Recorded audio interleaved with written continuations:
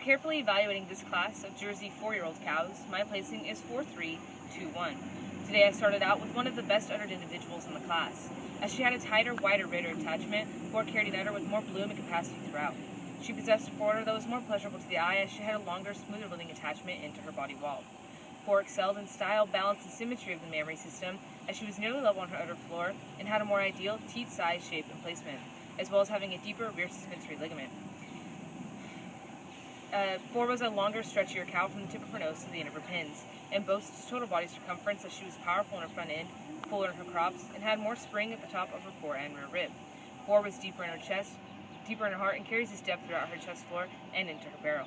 When compared to 3, Fore had the advantage of dairy strength, as she was cleaner about her head and neck, sharper at the point of withers, chiseled down her top line, and more angular over her hooks and pins. She carries this quality of femininity down throughout her incurving thigh and into her cleaner, flatter hock bone. Although I do admit that 3 stood on a stronger set of pasterns, noting that 4 was weaker in that area. 3 surpasses 2 in my intermediate placing today due to her definite advantage in mammary system. Being tighter in both her rear and forudder attachments, 2 carried an udder with more depth and fullness throughout. In addition, 3 stood on a more correct set of feet and legs, having a more ideal set to her hock and being stronger in her pasterns. I do grant 2 and being taller at the point of withers. In my bottom placing of 2/1, 2 was longer from end to end and carried a more youthful appearing udder, as she held her udder floor higher above the hocks.